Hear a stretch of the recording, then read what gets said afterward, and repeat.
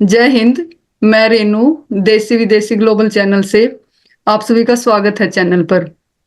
और आज आपको मिलवाते हैं अभिषेक खटकड़ से, जिन्होंने एक बहुत ही सराहनीय काम किया है। इनका एचसीएस में फर्स्ट रैंक आया है। अभिषेक का ये हरियाणा का गांव है खटकड़, जींद जिले में। तो वहां का लड़का है ये, और इनके फादर किसान है एक। तो किसान के बेटे का फर्स्ट रैंक एचसीएस में आना एक छोटी बात नहीं है। तो आज अभिषेक से पूछते हैं कि इन्होंने तैयारी कैसे की, कहाँ से मोटिवेट हुए। ये अभिषेक से पूछेंगे कि ये टारगेट कब से लेके चल रहे थे, क्या क्वालिफिकेशन है इनकी, और स्कूलिंग कहाँ से रही। तो इस टाइप की सारी डिटेल पूछेंगे। तो वीडियो के लास्ट तक बने रहें। उससे बिल्कुल पहले ठीक। तो अभिषेक आपको कॉन्ग्रेचुलेशंस। थैंक्स तो रेनू जी। दूसरी बात, अभिषेक आपको कैसा फील हो रहा है एचसीएस में फर्स्ट रैंक लेके? फील तो अब तो थोड़ा रिलैक्स फील कर रहा हूँ। पहले जब रिजल्ट आया था तब तो काफी एक्साइटेड था। अच्छा। तो और आपकी फैमिली कैसा फील कर रही है? फैमिली भी खुश है, सब खुश थे मेरे साथ। सभी गांव में लड्डू भी बंटवाए हैं, सारे खुश थे बिल्कुल। बहुत अच्छी बात है, वही काम ही ऐसा कर रखे है, गांव में लड्डू तो बटने ही थे। तो आपकी क्वालिफिकेशन क्या है अभिषेक, और आपने स्कूलिंग कहाँ से की है? स्कूलिंग जी मेरी जो प्लस टू क्लास है मेरी सीनियर सेकेंडरी, वो गवर्नमेंट सीनियर सेकेंडरी स्कूल से है जी, जींद से ही। उसके बाद मैंने गवर्नमेंट पीजी कॉलेज जींद से ग्रेजुएशन किया। फिर मेरा दाखिला हो गया था दिल्ली यूनिवर्सिटी में, एमएससी में। बीएससी किया मैंने, बीएससी कंप्यूटर साइंस। उसके बाद मेरा दाखिला हो गया था दिल्ली यूनिवर्सिटी में। उसके बाद वहां से मैंने एमएससी किया। फिर इसके बाद मैंने बीएड भी किया। अच्छा। और हाँ, अभी कुछ महीने पहले ही मेरा लेक्चरर फिजिक्स में भी सिलेक्शन हुआ था। बट ज्वाइनिंग करने से पहले ही यहाँ पे भी सिलेक्शन हो गया इसमें, एचसीएस में। ओ अच्छा, तो बहुत अच्छी बात है भाई, सरकारी स्कूल में पढ़ के हैं और एचसीएस में फर्स्ट रैंक लेना, ये एक और भी बड़ी बात है। अच्छा अभिषेक, ये आपका सपना बचपन से था? नहीं जी, बचपन से तो मेरा ऐसा सपना नहीं था रेनू जी। इवन 2018 के बाद भी मैंने पीएचडी करने की सोची थी। फिजिक्स में मेरी मास्टर्स हो गई थी, तो एक बार तो मैंने सोचा था कि यूएसए से पीएचडी कर लूं या ऑस्ट्रेलिया से कर लूं। बट बाद में मन सा, मतलब वो बन ही नहीं बात, एक टाइप बन नहीं पाई। उसके बाद कोरोना का टाइम आ गया, फिर घर आ गया। तो कुछ नहीं कर पा रहा था, ना पीएचडी का कुछ हो पा रहा था, ना कोई और डायरेक्शन भी नहीं थी। तो फिर सोचा कि सिविल सर्विसेज की तैयारी करते हैं। और फिर मतलब मैंने देखा कि सिविल सर्वेंट्स का जो सोशल एस्टीम उनके साथ एसोसिएटेड है, जो उनके काम करने का ढंग है, जो उनके साथ रुतबा है एक, तो उससे मैं बहुत इंस्पायर हो गया। और उसके बाद जो ये जो सिविल सर्वेंट का एज ए बनना, वो मेरा एक ड्रीम सा ही बन गया उसके बाद तो। फिर 2021 में मैंने यूपीएससी दिया। वो उसका मेंस हो गया, एचसीएस का भी मेरा मेंस हो गया, वो प्री हो गया था। फिर उसके बाद उसमें नहीं बन पाई बात, क्योंकि थोड़ा सा पेपर हमारा जो ऑप्शनल का था वो ऊंचा नीचा आ गया। फिर इसके बाद जो दूसरा अटेम्प्ट था मेरा ये, इसमें मेरा बात बन गई। बहुत अच्छी बात है। इसमें तो पता नहीं बच्चे कितने कितने अटेम्प्ट देते हैं, और आपका तो सेकंड टाइम में ही हो गया, बहुत बढ़िया बात है। तो आप कितने घंटे पढ़ाई किया करते हैं अभिषेक दिन में? दिन में तो 8-9 घंटे तो रहता ही है रेनू जी, क्योंकि इसमें आपको सिलेबस बहुत इसका, इसकी जो डोमेन है वो एक्सट्रीम है, बहुत लार्ज है इसकी डोमेन। तो सिलेबस कवरेज में ही बहुत टाइम लग जाता है इसमें। तो जैसे मैं यूपीएससी की तैयारी कर रहा था, मैंने एचसीएस की पर्टिकुलर तैयारी नहीं की। यूपीएससी की तैयारी करता था तो मैं, तो उसके साथ के साथ ही एचसीएस की साथ के साथ तैयारी चली, क्योंकि जो सब्जेक्ट है वो मैच ही करते हैं यूं कहीं, एक हिंदी इंग्लिश को छोड़ के। तो इसमें टाइम लगता है आपको 8 से 9 घंटे शुरू शुरू में, और शुरू में तो 12 घंटे 14 घंटे भी आपको पढ़ना पड़ सकता है। कहीं आपको कोई गुमराह कर दे कि नहीं 6 घंटे 7 घंटे में काम चल जाएगा, ऐसा कुछ नहीं है। इसलिए बस कवरेज आपकी पहले बहुत जरूरी है। तो टाइम तो लेता है ये, और इसमें कंसिस्टेंसी मेंटेन रखना बहुत जरूरी है। हाँ, तो इसमें शुरू में बच्चों को जो टॉपर्स वगैरह है ये गुमराह कर देते हैं कि 5-6 घंटे पढ़ते थे हम, तो 5-6 घंटे एक स्टेज के बाद पढ़ना पड़ेगा। जब आपका सिलेबस कवरेज पूरी हो जाएगी, जब आपका ऑप्शनल कवर हो जाएगा, जब आपको ये लगेगा कि मैं अब आंसर राइटिंग बढ़िया कर पा रहा हूँ, तो 5-6 घंटे आप रिवीजन करो। अदरवाइज शुरू में तो आप टाइम देखो ही मत। सिलेबस कवर जितना हो सके उतना कवर करने की कोशिश करो। शुरू में तो टाइम मुझे भी नहीं पता, मैंने भी नहीं देखा था। और बाद में तो अब तो ऐसा हो गया था कि हाँ, 5-6 घंटे पढ़ लिए, ठीक है, रिवीजन चल रही है बस। और मेन तो हिंदी इंग्लिश की तैयारी की थी, अब एचसीएस में तो अलग से। ऐसा है रेणु जी। तो आपने कोचिंग भी ली कहीं से या सेल्फ स्टडी की सारी? कोचिंग तो मैंने ऐसे कोई ली नहीं थी, पर जैसे टेस्ट सीरीज वगैरह है, ऑनलाइन टेस्ट सीरीज मैं घर पे पढ़ाई की है मैंने। तो ऑनलाइन टेस्ट सीरीज लिखना, मेंस की टेस्ट सीरीज होगी, जो प्री की टेस्ट सीरीज थी वो मैंने ऑनलाइन दी थी। जो ओपन सोर्स में भी अवेलेबल है, हजारों साइट्स हैं, उन पे पड़े हैं टेस्ट। आप निकालिए, लिख लीजिए 3 घंटे में। और जैसे फ्रेंड्स हैं वो चेक कर देते थे, तो आपस में ही हम चेक कर लेते थे। तो एक दो कोचिंग से भी चेक करवाए थे, टेस्ट टेस्ट चेक करवाए थे ज्यादातर तो। मतलब ऐसे स्पेशल कोई कोचिंग नहीं ली? नहीं, ऐसे स्पेशल कोई कोचिंग ये भी एक मोटिवेशनल पॉइंट है कि अपने आप घर बैठ के तैयारी की है, कोई कोचिंग नहीं ली और फिर भी फर्स्ट रैंक आया, ये बहुत अच्छी बात है। तो ये जो बच्चे यूं कहते हैं, कुछ बच्चे कहते हैं कि कोचिंग के बिना ऐसे पेपर क्लियर नहीं होते, उन बच्चों के लिए क्या कहना चाहोगे अभिषेक?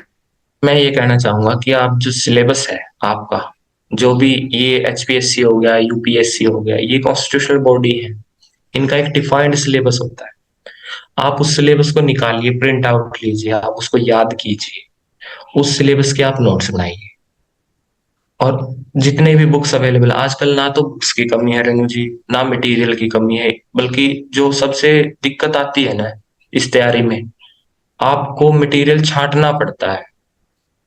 आपको जो डोमेन है आपकी वो कम करनी पड़ती है, to the syllabus to the point रखना पड़ता है, क्योंकि आपके पास मटेरियल ही इतना बहुत ज्यादा हो रखा है आज के टाइम।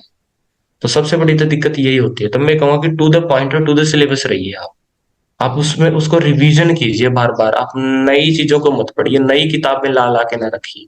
मेरे पास सिर्फ 3 से 4 किताबें हैं रणजी, मैं उनको ही बार बार पढ़ता हूँ बस। क्योंकि वो आप दूसरी किताबों में भी वही चीज लिखी है, बस आप आपका टाइम वेस्ट कर रहे हैं। तो रिवीजन पर ज्यादा ध्यान दीजिए, सिलेबस को कवर कीजिए जितना हो उसके। ऑप्शनल जो आपका है उसको बिल्कुल आप ऐसे बना लीजिए कि कुछ भी पूछ ले उसमें से, मुझे सब कुछ आना चाहिए उसमें से। तो ये संदेश देना चाहूंगा। और मटेरियल की तो बिल्कुल भी कमी नहीं है, ओपन सोर्स में इतना मटेरियल पड़ा है इंटरनेट पर, कोई भी आके वहां से मटेरियल निकाल के अपनी तैयारी नोट्स बना के तैयारी कर सकता है। बहुत अच्छी बात बताई आप। तो जैसे आपके फादर किसान है, तो आप काम भी करवाते थे कभी उनके साथ खेत वगैरह में? जी, पहले तो किसानी तो हम खुद ही करते थे। तो खेतों में था, जैसे खेतों में कल्टीवेशन करना है, हार्वेस्टिंग करनी है, तो सब करवाता था मैं तो काम। अभी अच्छा। भी, हाँ अभी भी खाली टाइम मिलता है तो खेतों की तरफ निकल जाता हूँ। वहीं पे टाइम मेरा मतलब हॉबी भी है फार्मिंग करना।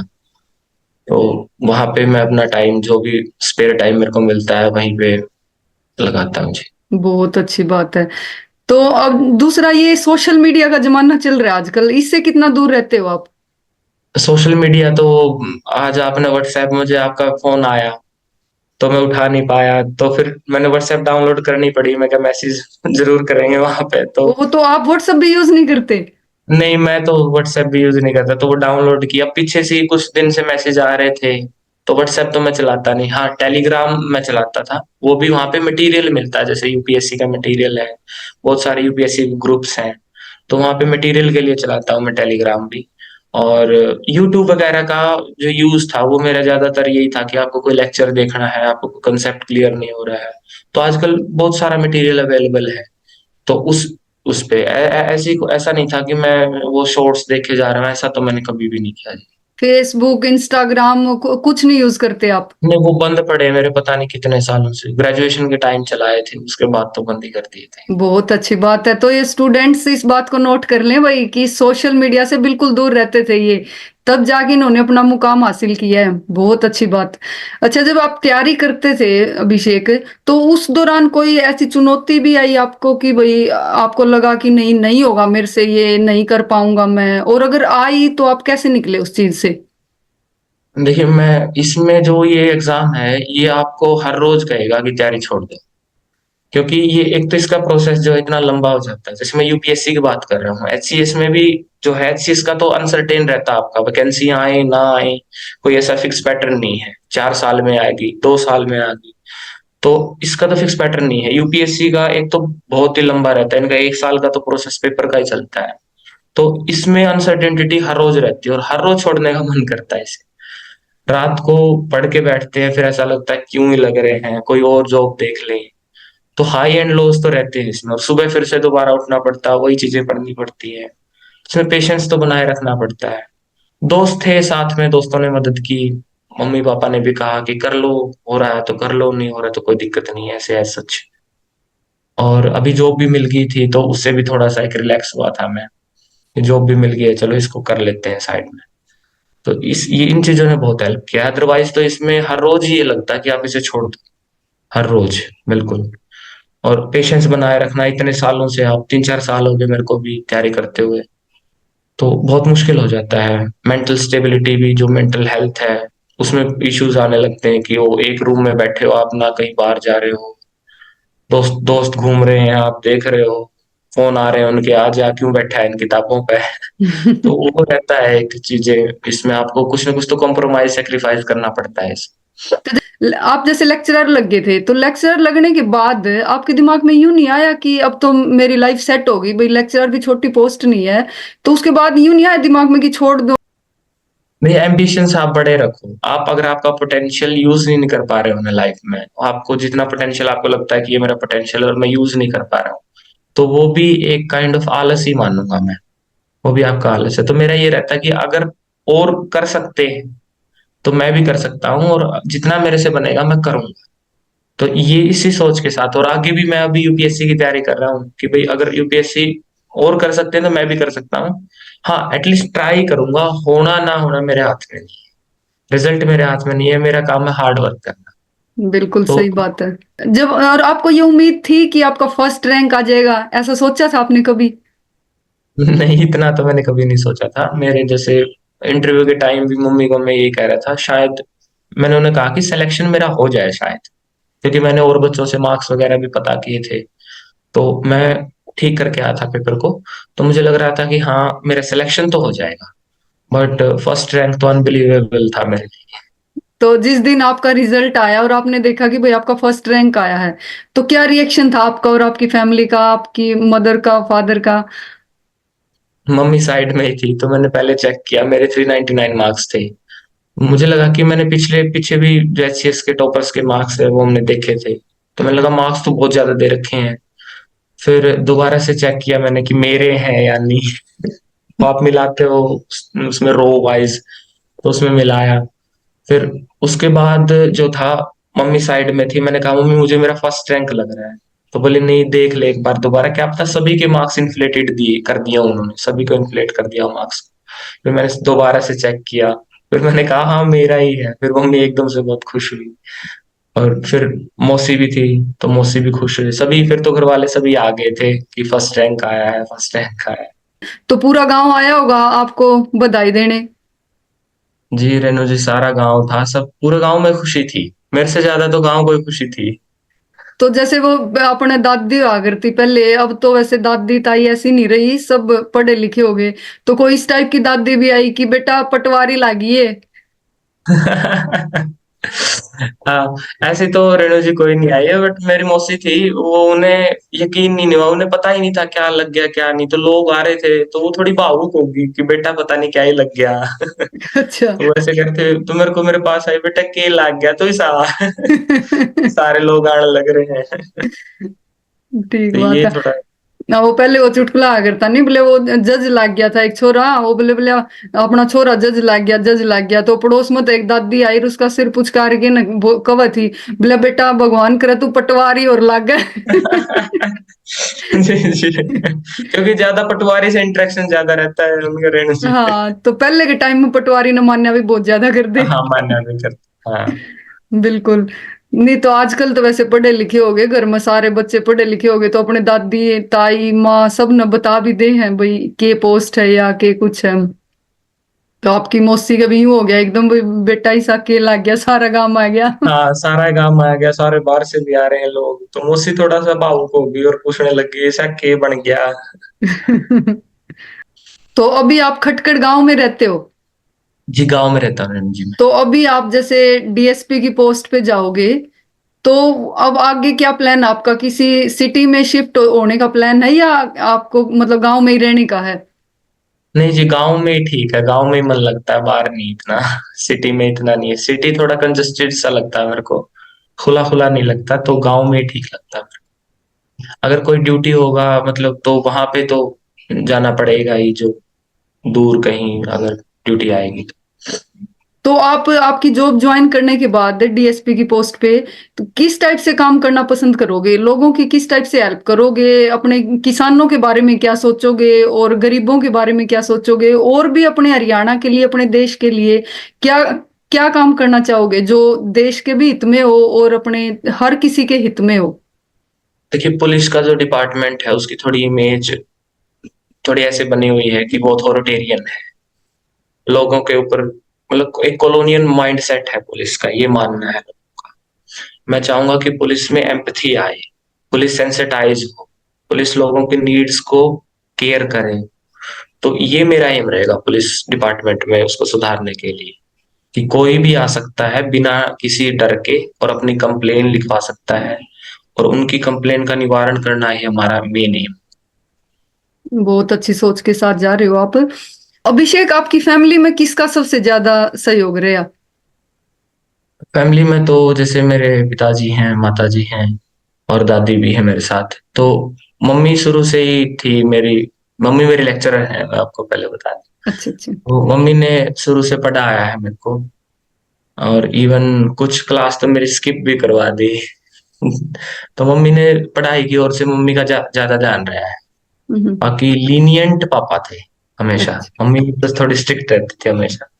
तो लीनियंट पापा थे, वैसे दोनों का रहा सहयोग। कभी ऐसे कोई चीज मम्मी के पास नहीं है तो पापा से मांगता था कि हाँ पापा दे दो, पैसे चाहिए तो पापा हाँ पापा दे दो। अच्छा। तो पापा थोड़ा लीनियंट रहे, तो दोनों का सहयोग रहा है। और फ्रेंड्स भी, जो मेरे फ्रेंड्स थे उन्होंने बहुत साथ दिया है, क्योंकि मैं पहले आपको बता चुका हूँ कि मेंटल हेल्थ इसमें थोड़ी सी डिटेरिएट होने लग जाती है एक टाइम के बाद। हम्म। तो फ्रेंड्स ने हमेशा सपोर्ट किया है कि तू कर सकता है और तेरे में इतना कैलिबर है। तो आपके लिए जब आप कोई डाउन फील कर रहे हो और आपको ये कह दे कि आप कर सकते हो, तो वो एक फिलिप आ जाता है, एक इंसेंटिव मिल जाता है। तो फ्रेंड्स का भी बहुत ज्यादा एक कंट्रीब्यूशन रहा है इसमें। तो आप क्या संदेश देना चाहोगे बच्चों को कि कैसे तैयारी करनी चाहिए, क्या चीज दिमाग में नहीं रखनी चाहिए, क्या संदेश देना चाहोगे? नहीं, वो मैं सबसे पहले तो ये कहना चाहूंगा कि जैसे अपनी जो हरियाणा है वो गीता की भूमि है, और श्री कृष्ण ने यही कहा था कि आप कर्म कीजिए, फल की चिंता नहीं कीजिए। तो मैं उन्हें यही कहूंगा कि आप कर्म कीजिए, बस आपके हाथ में रिजल्ट नहीं है, आप उसके बारे में न सोचिए, आप आपका एक एम बना लीजिए, और उस पे बस हार्ड वर्क और कमिटमेंट के साथ कंसिस्टेंसी मेंटेन रख के आप उसको अचीव करने की कोशिश कीजिए। और मेरा नहीं मानना कि आप जो सोच लें आप अचीव नहीं कर पाए। बहुत अच्छा संदेश दिया आपने। तो ये वही सभी स्टूडेंट के लिए मैसेज है, बहुत अच्छा मैसेज दिया अभिषेक ने। और एक गांव में रहता है अभिषेक और किसान का बेटा है, तो ये एक बहुत ही बड़ी बात है कि किसान का बेटा होके फर्स्ट रैंक आना और गांव में रह के आज। तो ये अभिषेक ने बहुत अच्छा मैसेज दिया कि वो सोशल मीडिया से बिल्कुल दूर रहता है, पढ़ाई करनी है तो पढ़ाई करनी है। तो आपका बहुत बहुत धन्यवाद अभिषेक। Thank you. जय हिंद। धन्यवाद जी आपका।